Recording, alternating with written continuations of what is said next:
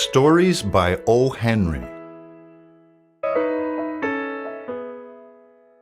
Schools and Schools. 1. Old Jerome Warren lived in a $100,000 house in East 50th Street. He was so rich that he could allow himself to walk to his office for his health. His wife was dead and he had no children. But his wife's niece, Barbara, lived in his house. He also had an adopted son, the son of an old friend, named Gilbert. Gilbert was an artist and had a studio a little way from old Jerome's house. Gilbert and Barbara were friends. People hoped that someday they would marry and spend the old man's money together. But here I have to introduce some difficulties. 30 years ago, when old Jerome was young, he had a brother named Dick. Dick went west hoping to find gold. Nothing was heard of him for many years. Then, one day, old Jerome got a letter from his brother. It was clear that the man who wrote it was very ill. In fact, Dick wrote that he was dying and was writing with great difficulty.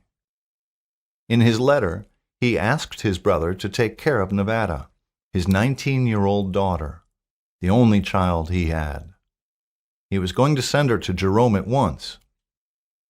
Old Jerome could not say no to his dying brother, so he said yes.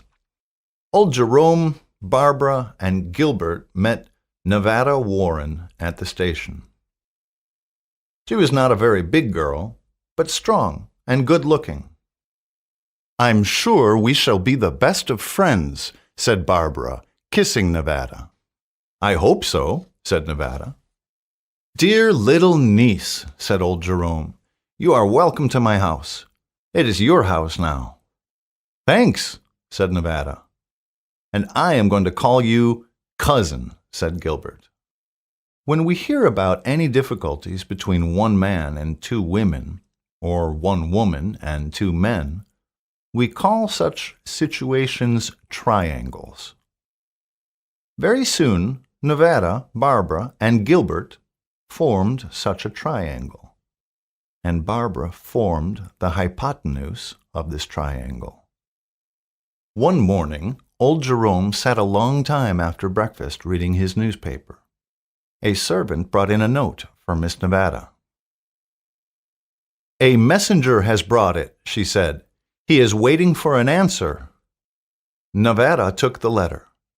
She knew it was from Gilbert before she opened it because of the little gold palette in the left-hand corner of the envelope. All of Gilbert's envelopes had such palettes. Nevada opened the envelope and looked at the note attentively. She looked at it for some time and then went up to her uncle. "Uncle Jerome," she said, "is Gilbert a nice boy?" "Oh, yes, of course he is," said old Jerome, who was very fond of both Gilbert and Nevada. "He is a very nice boy. I raised him myself. Why do you ask?" "Are you sure, Uncle Jerome, that Gilbert will never write anything that is not nice?" "Of course I am, my dear," said old Jerome. "I am sure that Gilbert cannot write anything that is not nice. But I don't understand why you ask me that." "Read this note and see for yourself," said Nevada. "Do you think that everything in it is all right? I don't know much about city people and their manners. That's why I am asking you." Old Jerome took Gilbert's note and looked at it attentively. He read it twice, and then a third time. "Why, child," he said at last, "I was sure of the boy, and I have not made a mistake. There is nothing bad in the note. He only asks you and Barbara to be ready at 4 o'clock this afternoon for an automobile drive. I don't see anything bad in it. I hope you will have a good time." "Will it be all right to go?" asked Nevada. Yes, child, of course. Why not? Go and have a good time." "Will you come with us, Uncle?" said Nevada. "I? No, no, no. I've gone once in a car that Gilbert was driving. Never again. But never mind me. You and Barbara go." "Yes, yes, yes, but I will not. No, no, no, no." Nevada ran to the door and said to the servant, "Of course we'll go. I'm sure Miss Barbara will be glad to go too. Tell the messenger boy to tell Mr. Warren that we will go." "I'm sorry, Nevada, my dear," said the old man. "But are you not going to send Gilbert a note? Only a line or two?" "No," said Nevada. "It will take me too much time to write a note, and the boy is waiting for an answer. Gilbert will understand, I'm sure. I have never ridden in an automobile in my life, but, Uncle, I used to paddle a canoe down Little Devil River, and it was not easy." 3. 2 months passed. Barbara was sitting in the study of her uncle's house. She was alone. Uncle Jerome and Nevada had gone to the theater. Barbara had not wanted to go. She wanted to stay at home. I've told you before that Barbara was the hypotenuse of the triangle. It usually takes a hypotenuse a long time to discover that it is the longest side of the triangle. But at last, Barbara began to understand that the beautiful Western witch was getting a lasso on the young man she herself wanted. Barbara sat at the table holding a letter in her hand. The letter was not addressed to her. It was addressed to Nevada Warren. In the left-hand corner of the envelope was Gilbert's gold palette. The letter had been brought at 9 o'clock, after Nevada had left. What was in the letter? Barbara could not guess, but oh, how she wanted to know. She could not open the envelope by means of steam or by any other method. She was a lady, and ladies do not do such things. We all know that. She had held the envelope up to a strong light in order to read the lines. But no, she could not read a word. At 11:30, old Jerome and Nevada returned from the theater. Old Jerome was tired and went to bed at once. Nevada came into the study where Barbara was still sitting. She sat down in an armchair, trying to unbutton her long gloves. She began telling Barbara about the play she had just seen. "Here is a letter for you, dear," said Barbara. "It came just after you had gone." "Who is it from?" asked Nevada, struggling with a button on her glove. "I don't know," said Barbara with a smile. "I think it is from Gilbert because the envelope has a little gold palette in the corner. You can see it for yourself." "What can he write to me about?" said Nevada. "We are all alike," said Barbara. "All women try to guess what is in a letter before they open it. So they study the envelope, and it is not of great help. Open it and read it, dear. Here it is." She was going to throw the letter to Nevada, but the girl said, "I can't take these gloves off. It is always so difficult. Oh, Barbara, open the envelope and read the letter, please." "Why, dear, the letter is for you. How can you ask other people to read Gilbert's letter?" Nevada raised her beautiful blue eyes from her gloves and said, "Nobody writes me anything that everybody can't read. Read it, Barbara. Maybe Gilbert wants to take us for a drive again tomorrow." "All right, dear," said Barbara. "I'll read it, if you like." She opened the envelope and quickly read the letter. Then she read it again and looked at Nevada, who was still looking at her gloves. Suddenly she smiled. "Nevada," she said, "why did you ask me to read this letter? I am sure it was written for your eyes only, and not for mine." Nevada forgot her gloves for a moment. "Read it aloud," she said. "You have already read it, so you can read it again. If Mr. Warren has written something bad to me, everybody should know it." "Well," said Barbara, "this is what the letter says. Dearest Nevada, come to my studio at 12 o'clock tonight. Do not be late. I shall be waiting for you." Barbara rose and gave the letter to Nevada. "I am very sorry that I have read it," she said. "It isn't like Gilbert. There must be some mistake. I don't understand how he could write such a letter. I hope he will explain everything. Let's forget it. And now I must go to bed. Good night." 4. Nevada looked at her watch. It said 11:45. She went out of the room and ran quickly to the front door. She went out into the snowstorm.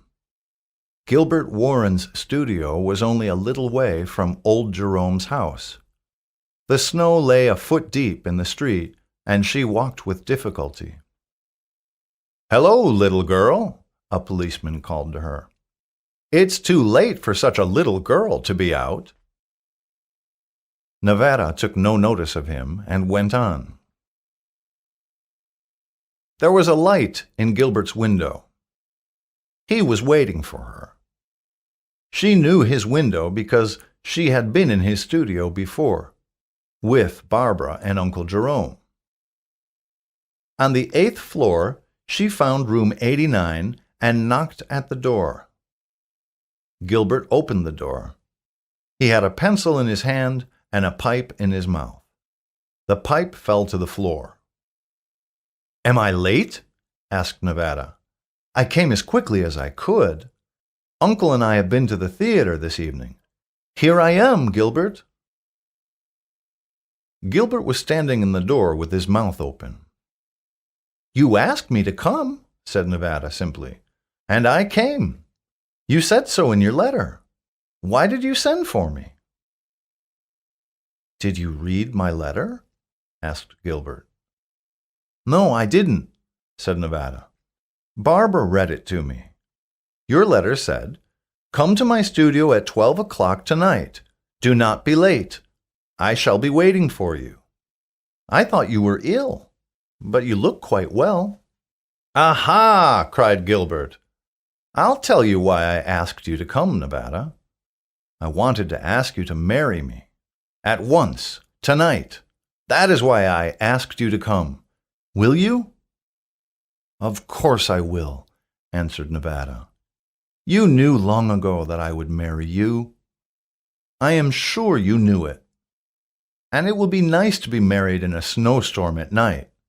In fact, I don't like rich wedding ceremonies in a church full of guests." "Wait a minute," said Gilbert. "I want to do a little phoning." He went to his bedroom and closed the door behind him. Then he began to telephone. "Is that you, Jack? Wake up. I need you at once. I'm going to be married right away. So I want 2 witnesses. Wake up and bring your sister, too. You must. Nevada is here waiting. We are both waiting for you. What? You will? Good old boy. I knew you were a good friend." Gilbert returned to the room where Nevada was waiting. He said, "I had to telephone Jack Peyton, an old friend of mine. I asked him and his sister to be our witnesses. They had promised to be here at 11:45, but they are late. I have phoned them to hurry. They will be here in a few minutes. Oh, Nevada, I am the happiest man in the world. Nevada, dear, what did you do with the letter I sent you this evening?" "I have it with me," said Nevada, and gave him the letter. Gilbert took the letter out of the envelope and looked at it attentively. Then he looked at Nevada thoughtfully. "Were you angry with me because I asked you to come to my studio at midnight?" he asked. "Why, no," said Nevada. "How could I be angry if you needed me? Out west, when a friend sends for you and asks you to hurry, you get there first and talk about it after. and we are not afraid of snowstorm." "Nevada," said Gilbert. "Jack and his sister will be here in a few minutes. I shall try to find a raincoat for you to put on. It will take me some time, so you can look through the evening paper on the table. There is an article on the front page. It's about your section of the West. I know it will interest you." He went to his bedroom and returned in a minute or two. Nevada was not reading when he came in. She had not moved. She looked at him nervously. "I was going to tell you something," she said, before you must know that Father never sent me to school. I have never learned to read or write. So if you—" At this very moment the door opened, and Jack and his sister came in. 5. When Mr. and Mrs. Warren were riding home after the wedding ceremony, Gilbert said, "Nevada, do you want to know what I really wrote in the letter you received last night?" "Yes, of course," said Nevada. "What was it?" "Word for word it was this," said her husband. "My dear Miss Warren, you were right about the name of that flower yesterday. It was a hydrangea and not a lilac, as I thought." "All right," said Nevada, "but let's forget it.